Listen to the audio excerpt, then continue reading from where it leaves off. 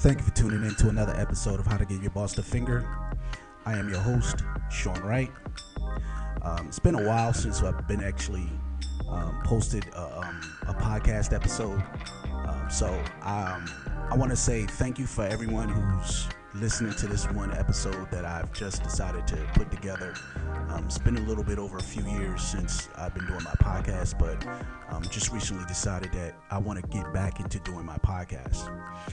So let's just start this episode as the name of this episode is called Working Yourself to Death. All right. So a lot of people don't understand what that technically means. It's like, we think that we working hard, we're busting our ass, and we're doing everything that we're supposed to do to make sure that we're taking care of our family. But then you just kill over one day and just die. Right? So that could be one episode, one extreme of working yourself to death. But what we're going to do is we're going to go a little bit deeper on what I'm trying to relay here. What we're talking about in this episode is we're talking about your work environment or the work that you choose to do, right?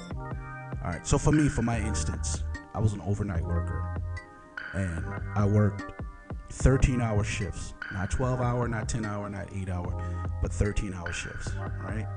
I would work 3 13-hour shifts back to back. So my schedule was Friday, Saturday, and Sunday.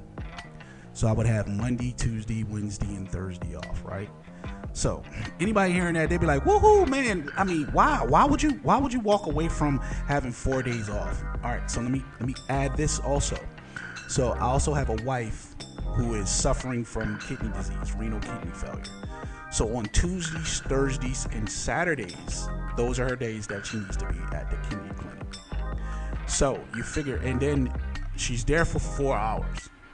So during those 4 hours, I might be home getting a little bit of rest, especially on the Tuesday, the Thursday, and the Saturday. The Saturday is really the hardest day, all right?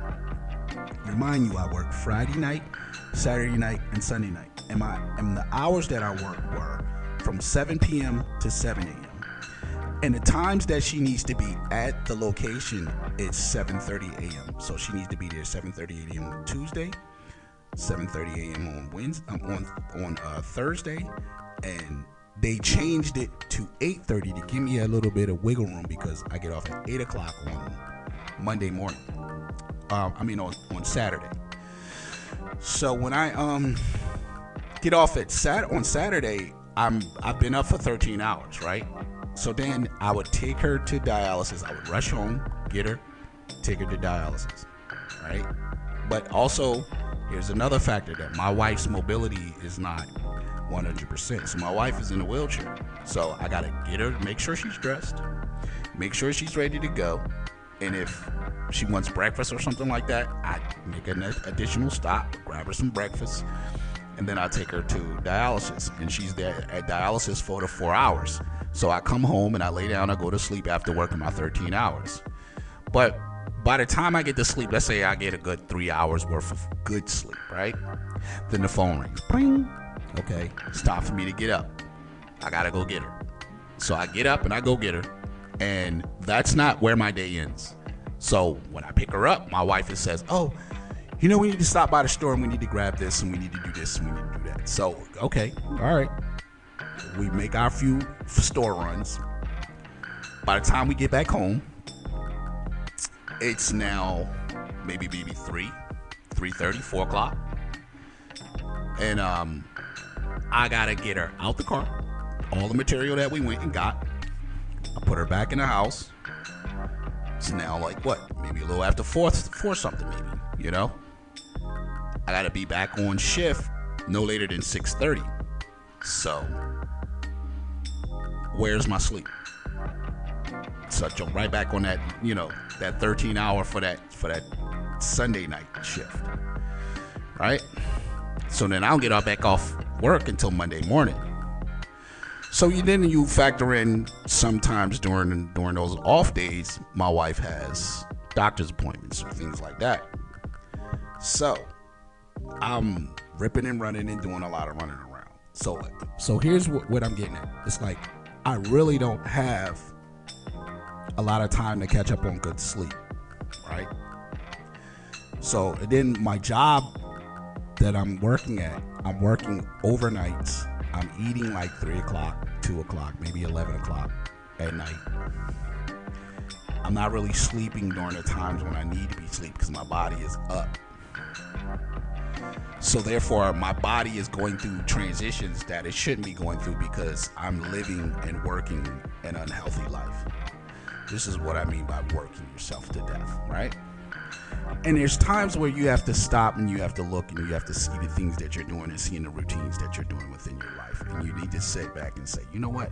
There's some things in my life and in my routine that I need to change in order for me to continue to be healthy, to be there for those who really depend on me to be there for them. So what I did was I made a conscious decision to say I need to let something go. Of course, I'm not letting my wife go. She's first and foremost, her and my son. So I decided to let my job go.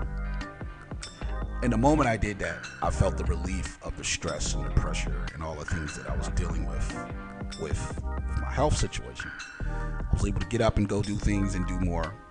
But I also had other means to support myself. You know, I'm very good with technology,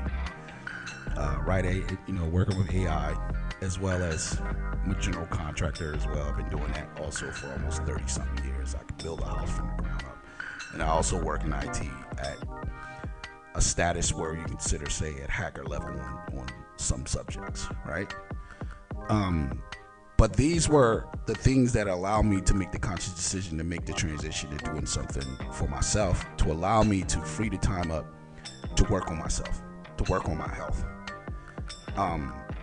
I made these choices to be able to be there for me and my family. And a lot of us may not be in that position where we can make that type of decision like instantly.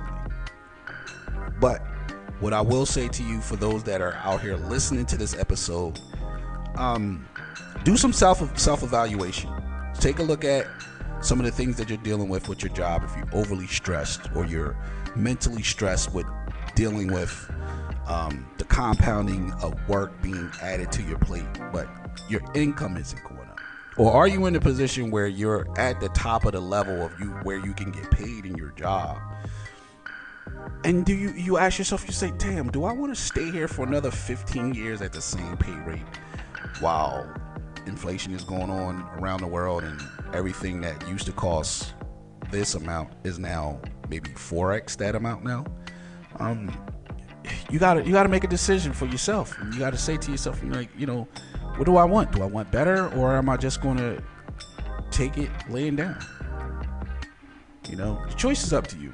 And I recommend that you at least do some self-evaluation and see where some things that you can make some corrections and maybe even make some better choices to do better for yourself as well as for your family, because they need you and you also need to be there for them. So you need to take some accountability and make sure that you're working on yourself just as much. All right. So thank you all for tuning in. I like to thank you for tuning into my podcast. Again, I will be gearing up and putting out more episodes soon. So please tune in. Thank you. This has been an Up and Forward Media production.